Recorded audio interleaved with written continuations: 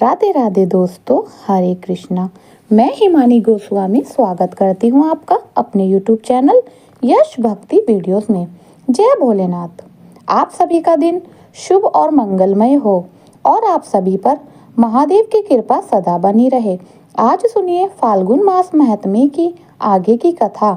एक समय श्री सूत जी को नौमी प्रायण तीर्थ में बैठे देखकर सोनक आदि महर्षि ने बड़े हर्ष से जाकर उन्हें सबोर से घेरा लिया। फिर जब वे सभी तपस्वी महात्मा बैठ गए तब उनके बताए हुए आसन पर लो महर्षि कुमार सूत जी भी विनय पूर्वक विराजमान हुए। तब उन ऋषियों ने सूत जी से कहा कि हे मुनि, अब आप पापों को नाश करने वाली कोई पुण्य कथा भी कहिए। श्री सूत जी कहने लगे कि मैं श्री सरस्वती जी, गणेश जी तथा संपूर्ण देवताओं के युगल चरण विद को नमस्कार करके और सबके नियत धर्म स्वरूप परमेश्वर के चरणों में मस्तक झुकाकर उन सबकी कृपा से तीर्थों के उत्तम फल का वर्णन करता हूँ। आप सभी ध्यान पूर्वक सुनिए। एक समय की बात है, सत्यवती नंदन व्यास जी राजा युधिष्ठिर के दरबार में आए। उनके आने का समाचार सुनकर सबको बहुत प्रसन्नता हुई। भीमसेना आदि सभी भाई धर्मराज युधिष्ठिर के साथ उठकर खड़े हो गए। फिर युधिष्ठिर के सामने जाकर भाइयों सहित उन्हें साष्टांग प्रणाम किया और विधिपूर्वक उनकी पूजा करके उन्हें सिंहासन पर बैठाकर उसका कुशल मंगल पूछा। तब धर्म की व्यास जी ने उसे पवित्र और दिव्य कथा सुनाई। कथा के अंत में राजा युधिष्ठिर ने मुनि श्रेष्ठ व्यास जी से इस प्रकार कहा कि हे ब्राह्मण देवता, आपकी कृपा से मैंने बहुत सी उत्तम कथाएं सुनी हैं। इस समय में धर्म के उत्तम महात्म्य की कथा सुनाना चाहता हूँ। कृपया करके आज आप हमें यह कथा भी सुनाइए। तब व्यास जी कहने लगे, हे धर्मराज, अनेक प्रकार के वृक्षों से युक्त तथा तरह तरह की लताओं की गुलम से सुशोभित है। यह सदा पुण्यदायक है तथा निरंतर फलों से भरा रहता है। वहाँ पर किसी के कोई भी बैर नहीं होता। धर्म रण था निर्भय स्थान है। वह गो का वियाग चूहों और बिल्लियों एक साथ खेलकूद किया करते हैं। मेंढक सांप के साथ खेलता है। मनुष्य राक्षसों के साथ विहार करते हैं। धर्म महानंद मय दिव्य और पावन से भी अति पावन है। स्वर्ग में देवता लोग धर्म निवासियों से प्रशंसा किया करते हैं। धर्मराज युधिष्ठिर ने पूछा, मुनि देवताओं ने उस क्षेत्र का नाम धर्म कब रखा? तब व्यास जी बोले कि राजन, एक समय धर्मराज जी ने बड़ी कठिन तपस्या में लगे हुए धर्मराज को देखकर ब्रह्मा और इंद्र आदि सभी देवता कैलाश पर्वत पर गए। वहां भगवान शंकर भगवती उमा देवी के साथ परिजात वृक्ष की छाया में बैठे हुए थे। उनके पास पहुंचकर ब्रह्मा जी ने इस प्रकार उनकी स्तुति की, हे नीलकंठ, आपके अनंत स्वरूप हैं। आपको बारंबार नमस्कार है। आपके स्वरूप का यथावत ज्ञान किसी को नहीं है। आप कैलवर और अमृत स्वरूप हैं। आपको नमस्कार है। देवता जिनका अता नहीं जानते उन भगवान शिव को नमस्कार है। नमस्कार है वाणी जिसकी प्रसन्न करने में असमर्थ है, उन चंद्रमा शिव को नमस्कार है। भगवान, आपके मन से चंद्रमा और नेत्र से सूर्य की उत्पत्ति हुई है। देव, आप ही सब कुछ हैं। आप में ही सबकी स्थिति है।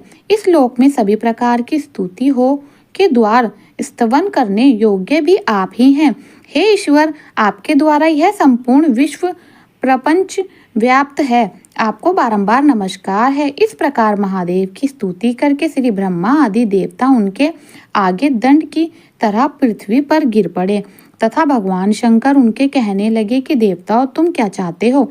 ब्रह्मा जी कहने लगे, सबके दुखों का नाश करने वाले हे महादेव, धर्मात्मा धर्मराज ने बड़ी दुष्सह तपस्या की है। ना जाने वे देवताओं का कौन सा उत्तम स्थान लेना चाहते हैं। यही सोचकर इंद्र आदि सभी देव उनकी तपस्या से थर उठे। देवेश, आप उन्हें तपस्या से उठाकर महादेव जी बोले, देवताओं, मैं सच कह रहा हूँ कि तुम्हें धर्मराज के कोई भय करने की जरूरत नहीं है। यह सुनकर सभी देवता उठे और भगवान शिव की परिक्रमा और बारंबार नमस्कार करके अपने अपने स्थान को निर्भय होकर चले गए। परंतु देवराज इंद्र को नींद नहीं आई, उनकी सुख शांति खो गई। मन ही मन सोचने लगे कि अरे मेरे लिए तो यह बड़ा विघ्न उपस्थित हुआ। धर्मराज ने मेरे इंद्र पद हड़प लेने के लिए यह कठिन तपस्या प्रारंभ कर दी है।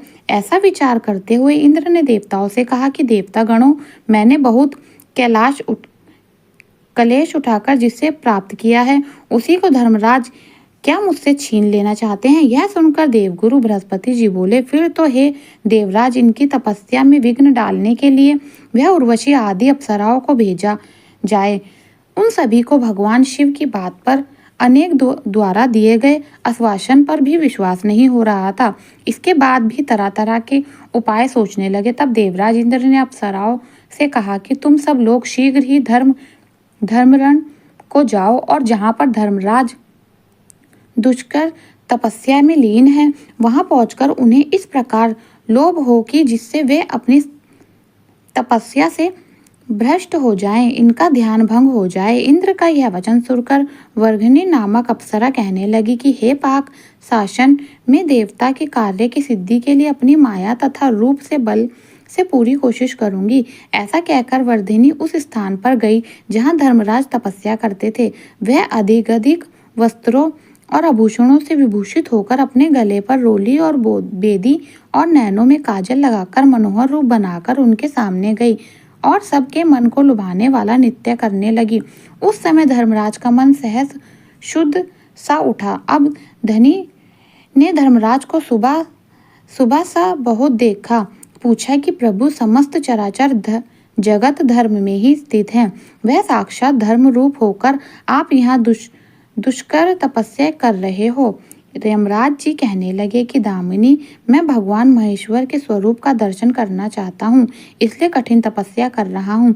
सुनकर वर्गनी बोली कि धर्मराज, इस तपस्या के कारण ही तो देवराज इंद्र आपसे भयभीत हो गए हैं और उन्हीं से प्रेरित होकर उन्हीं ने कहने पर मैं यहाँ आपकी तप में व्यग डालने के लिए आई हूँ। वर्गनी के इस सत्य भाषण से अर्थात उनके सत्य बोलने से सूर्यनंदन यमराज बहुत संतुष्ट हुए। उन्होंने वर्गनी से इस प्रकार कहा कि मैं समस्त पाप कर्म दुष्ट आत्मा प्राणियों के लिए यमराज हूँ और सभी जितेंद्रिय मनुष्यों के लिए धर्म स्वरूप हूँ। वही मैं तुम्हें दुर्लभ वर देता हूँ, तुम कोई मनवांचित वर मांगो। तब वर्गनी कहने लगी कि हे धर्मदरिये में श्रेष्ठ, मुझे लोगों के हित के लिए इंद्रलोक में स्थिर पूर्वक निवास प्रदान कीजिए। यमराज जी कहने लगे, तथास्तु, अब तुम शीघ्र ही कोई दूसरा वर मांगो। मर्गनी कहने लगी, महामते, इस महाश्रेष्ठ में इसी स्थान पर मेरे नाम से एक प्रसिद्ध तीर्थ हो जो सभी पापों का नाश करने वाला हो। उसमें किया हुआ दान, होम, तप और सर्वध्यान सब कुछ अक्षय हो। तथास्तु कहकर भगवान धर्मराज मौन हो गए। अब वर्गनी ने प्रसन्नता पूर्वक उनकी 3 बार परिक्रमा करके मस्तक झुकाकर स्वर्गलोक को प्रस्थान किया। वहां जाकर वह देवराज इंद्र से इस प्रकार कहने लगी कि हे देवेश, आप सूर्यनंदन यम से भयभीत मत कीजिए, वे तो यश प्राप्ति के लिए नहीं तपस्या कर रहे हैं। ऐसा कहकर वह इंद्र को प्रणाम करके अपने स्थान को चली गई। जिसके बाद धर्मराज विधि पूर्वक तपस्या में स्थित हो गए।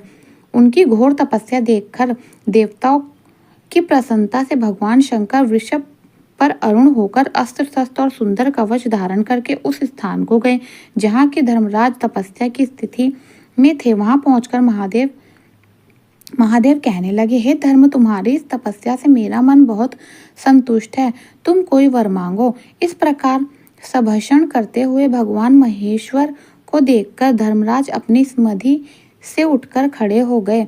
दोनों हाथ जोड़कर शुद्ध वचनों द्वारा उन्होंने लोकनाथ भगवान शिव की इस प्रकार स्तुति की कि हे भगवान, आप सब पर शासन करने वाले ईश्वर हैं, आपको नमस्कार है। योगी रूपी आप परमेश्वर को नमस्कार है।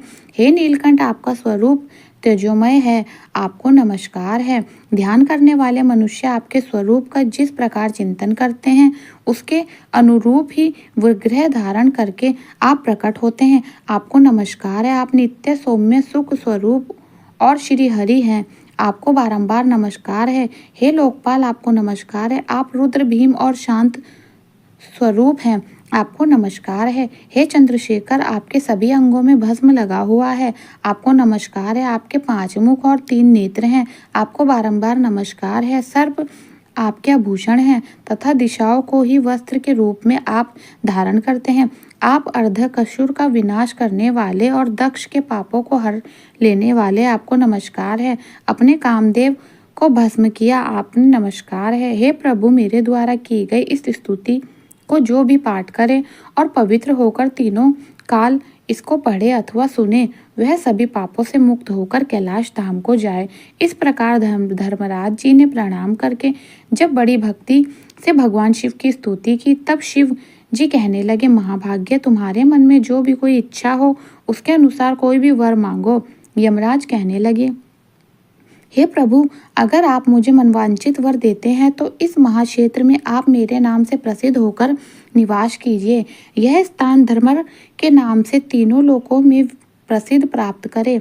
महादेव जी कहने लगे, धर्मराज, यह स्थान प्रत्येक युग के सदर धर्म के नाम से विख्यात होगा। तुम्हारे मन में अगर कोई और इच्छा है तो बतलाओ, मैं उसे भी पूर्ण करूंगा। घनराज कहने लगे कि भगवान, 2 योजना विस्तार वाला यह उत्तम स्थान मेरे नाम से प्रसिद्ध तीर्थ हो और यह समस्त देहधरियों के पवित्र और सनातन मोक्ष स्थान हो। महादेव जी बोले, एवं मस्तु, एक अंश इस तीर्थ में मेरी भी स्थिति होगी। तुम्हारे इस निर्मल स्थान को मैं कभी नहीं छोड़ूंगा। यह मेरे नाम से विश्वेश्वर नाम महालिंग प्रकट होगा। ऐसा कहकर महादेव जी वहीं अंतर्ध्यान हो गए, जिसके बाद वहां एक अद्भुत लिंग प्रकट हुआ। धर्म के द्वारा स्थापित किया हुआ वह लिंग धामेश्वर के नाम से प्रसिद्ध हुआ। उसका स्मरण और पूजा करने से मनुष्य सभी पापों से मुक्त हो जाता है। धर्मराज ने वहीं एक धर्म व्यापी का निर्णय किया, जो बड़ी मनोरमा है। अगर आप धमेश्वर महादेव जी के मंदिर के बारे में जानना चाहते हैं तो मैं आपको बता दूं कि 2 बहुत प्रसिद्ध मंदिर हैं, जिसमें से एक हिमाचल में है तो दूसरा बनारस में है। धर्मराज जी ने वहीं पर धर्म व्यापी का निर्णय किया, जिसमें स्नान और जलपान करके मनुष्य सभी पापों से मुक्त हो जाता है। जो मनुष्य व्यग्गी दोष से नाश अर्थात बीमारियों के नाश और क्लेश की शांति के लिए उस धर्म व्यापी में स्नान करके यम तर्पण करता है, उसको कोई उपद्रव, कोई परेशानी नहीं होती। अंतरेल्य, तिजरी, 4 दिनों पर होने वाला ज्वर, किसी नित्य स्थान पर होने वाले ज्वर तथा शीत ज्वर आदि जितने भी रोग हैं, सभी उस मनुष्य को पीड़ा नहीं देते। जो मनुष्य उस परम पुण्य धर्म व्यापी में स्नान करके शमी के पत्ते बार बार भी पिंड दान करता है, वह गर्भवास को नहीं प्राप्त होता और महाभयंकर कुंभी पाकक, रखवव तथा अंध तमिश आदि नरक में भी मुक्ति पा जाता है। धर्म व्यापी में तर्पण करने से बाहिर शद, अग्नि, स्वाद, अजप और सेमपति उत्तम तृप्ति को प्राप्त होते हैं। जो माया से मोहित होकर इस क्षेत्र में अत्यंत दूषित पर स्त्री गमन तथा सोने आदि की चोरी का पाप करते हैं, वे सभी नरक में पड़े हैं। दूसरे क्षेत्र में किया हुआ पाप धमर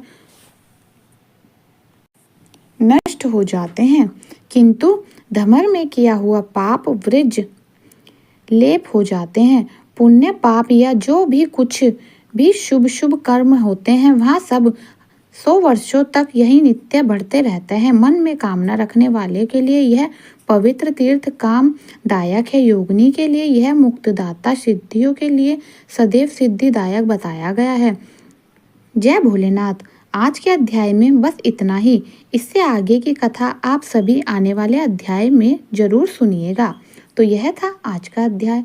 आशा करती हूँ आपको मेरा वीडियो पसंद आया होगा। अगर मेरा वीडियो आपको पसंद आए तो प्लीज़ चैनल को लाइक, शेयर, सब्सक्राइब करना ना भूलें और कमेंट बॉक्स में ओम नमः शिवाय जरूर लिखें। राधे राधे।